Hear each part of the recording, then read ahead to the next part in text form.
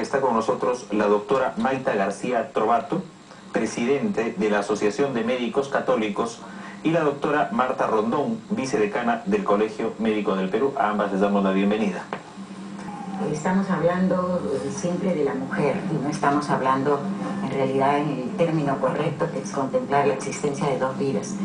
En una violación hay tres protagonistas: un violador, que es un delincuente; un niño, que es un ser humano que tiene todo el derecho y todos sus derechos reconocidos legalmente, independientemente de las condiciones en las que haya sido concebido; y una mujer que ha sufrido un trauma terrible, como es el trauma de la violación, pero que hay que tener en cuenta que con el hecho de hacerla abortar, el trauma persiste. O sea, la mujer no es desviolada porque aborte, y le agregamos un nuevo trauma, que es el trauma de ser protagonista del asesinato de su propio hijo, lo que es una carga bien difícil de llevar. Yo estuve en la comisión esta que ha discutido en el Congreso, y por si acaso quiero aclarar, no son parlamentarios, o sea, es una subcomisión formada por técnicos en la que se ha discutido ampliamente este tema. El único parlamentario es el que preside la comisión, que es el doctor Torres Caro, pero eso todavía tiene que pasar, parece que se va a volver a revisar, y va a pasar a la Comisión de Justicia, y si la Comisión de Justicia lo aprueba, lo que sería dificilísimo porque es barrer con todo el andamiaje legal, inclusive tendríamos que renunciar a la Convención de Derechos Humanos, que reconoce el derecho al concebido. Pero vamos a analizar por partes. En una violación, en efecto, hay protagonistas. Y yo solamente veo dos protagonistas. El violador, que en efecto está cometiendo un crimen y que, si se le demuestra, va a ser condenado. Y la mujer, que es objeto de un abuso.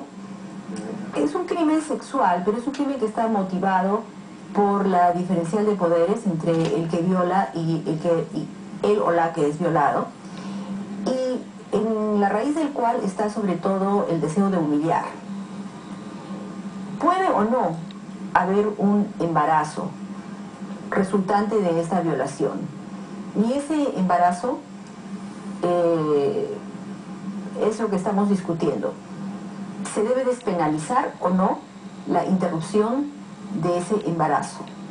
Ciertamente no estamos hablando de matar a un niño, sino de interrumpir un embarazo. La ley peruana y la práctica médica actual propugnan que a las mujeres víctimas de violación se les proporcionen ciertos cuidados que están protocolizados, que incluyen la profilaxis de las enfermedades de transmisión sexual y la evitación del embarazo mediante el uso de la llamada píldora del día siguiente, lo cual ciertamente nos evitaría encontrarnos frente a la disyuntiva de terminar o no la gestación de una mujer que ha sido víctima de violación. Como ha dicho la doctora García, estimada colega y profesora en la residencia, la mujer que tiene que sufrir una violación es sometida a un gravísimo trauma, a un abuso de su cuerpo, a una objetivización, a una deshumanización. Y el trauma que ella vive no se va a solucionar mediante una terminación del embarazo, como no se va a solucionar poniendo al hombre en la cárcel o cortándolo en cuadraditos o condenándolo a la pena de muerte. Ese trauma se va a solucionar mediante un trabajo psicológico que lo puede emprender la mujer sola, y muchas mujeres lo hacen exitosamente, son mujeres con resiliencia, o de repente va a necesitar la intervención de un especialista para superar su trauma. No estamos hablando de superar el trauma, de lo que estamos hablando es de no someter a una mujer a la condición indigna y humillante de llevar en sus entrañas el producto de una violación que fue un acto impuesto. Entonces, si situamos el debate en esos términos, nos es mucho más fácil entender por qué algunas mujeres deben tener el derecho de escoger la interrupción del embarazo. Porque cuando estamos hablando del llamado embarazo sentimental, que es el embarazo del aborto por violación, No estamos hablando de obligar a las mujeres violadas a terminar sus gestaciones si estas se presentan. Estamos hablando de que en el caso de que una mujer determinada, por sus propias razones personales, sus propias limitaciones personales, decida que no puede llevar adelante esta gestación, esta le sea interrumpida dentro de la ley. En realidad es diferente cuando se dice aborto y cuando se dice interrupción del embarazo. Aborto suena a bebé, suena a sangre, suena ilegal. Interrupción del embarazo es un eufemismo, digamos, muy utilizado para, digamos, orientar el tema hacia derecho de la mujer. Pero ojo, acá no puede haber un conflicto de intereses entre madre y niño, porque si así fuera, ningún conflicto de intereses se define en la vida eliminando, al contrario, ¿no? Entonces esto no, la vida es inviolable y este niño es una vida. Entonces no podemos argumentar como derecho de la mujer. Yo quiero muchísimo a la doctora Rondón y ella lo sabe, pero en este punto nosotros somos bastante claros, tenemos las ideas muy claras. Desde el descubrimiento del genoma humano se sabe científicamente, ya no es tema confesional, es un tema científico. Ahí hay una nueva vida. Y la sola probabilidad de que así fuera, si no lo tuviéramos la certeza, debería ser suficiente para inhibirse, porque el problema moral es muy grande. Doctora. Sí, realmente nosotros estamos completamente en contra de todo tipo de aborto, porque hoy en día no se puede negar lo evidente, o sea, nadie puede erigirse en dueño de la vida de nadie, ni puede decidir eliminar a nadie, ni la mujer violada, ni... Yo quiero contar un hecho de la vida real. En una de las tantas audiencias que hubo de la Comisión de la Verdad y Reconciliación, se presentó una señora con una joven. Resulta que esta señora había sido víctima de violación múltiple estando en cautiverio y salió embarazada, y todo el mundo la alentaba a que abortara. Y esta señora se presentó con la hija, no la abortó. La hija hoy es maestra. Y esta señora decidió que esa niña iba a vivir porque iba a ser su razón de vivir a la vez. O sea, vivió por y para ella, no la mató. Eso es por un lado.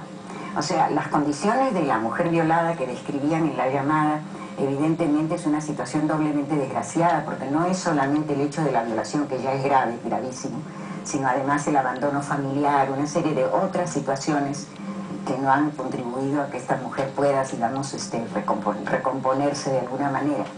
Pero los médicos sabemos que existe, digamos, también el tema del principio del doble efecto en lo que respecta al aborto famoso llamado terapéutico, mal llamado porque no cura nada, pero bueno. Hoy en día se sabe que un médico no puede dejar morir a una persona, gestante o no. Si la persona está gestando y hay que hacerle una intervención para salvarle la vida, se hace. Y el principio del doble efecto consiste en que casualmente la idea es que se haga sin el propósito deliberado de matar al niño. Un médico sabe que de una gestante están de 2 pacientes, entonces trata de salvarlos a los 2. Si en el transcurso de la operación fallece el niño sin haber sido ese el propósito, vale el principio del doble efecto. Eso no es aborto, no es asesinato. Pero un aborto, hay que tener presente, es una ejecución, con el agravante de que la víctima no tiene ninguna posibilidad de defenderse. En la conferencia de Beijing, es cierto, se hicieron una serie de recomendaciones, pero son recomendaciones. O sea, los dictámenes de estas conferencias, los documentos finales, no tienen carácter vinculante. Pero si aún lo tuvieran, el Perú tuvo una serie de reservas, y dentro de las reservas que presentó tanto en el Cairo como en Pekín, presentó la reserva de que de ninguna manera se iba a aprobar el aborto. Esa reserva no ha sido levantada y tiene valor. O sea, no te podemos tener digamos, una actitud completamente inconsistente, ambivalente. Porque el caso de los bebés anencefálicos o de cualquier bebé con malformaciones congénitas, si las malformaciones son muy graves, por lo general ese embarazo no llega a término. O sea, o se pierde solo, hay un aborto espontáneo, o hay un bebé muerto dentro de la madre que simplemente se extrae, se propicia el adelanto del parto. Pero en el caso de que llegue a término, de todas maneras se van a morir solos. ¿Por qué agregar a la pena de la mamá por el hecho, agregarle el sentimiento de haber contribuido a la muerte de este niño? Es algo completamente... Aparte que no olvidemos, volvemos a lo mismo, ¿no? Ese niño es un ser humano absolutamente distinto de la madre, no forma parte de su cuerpo, tiene otro genoma, otro ADN.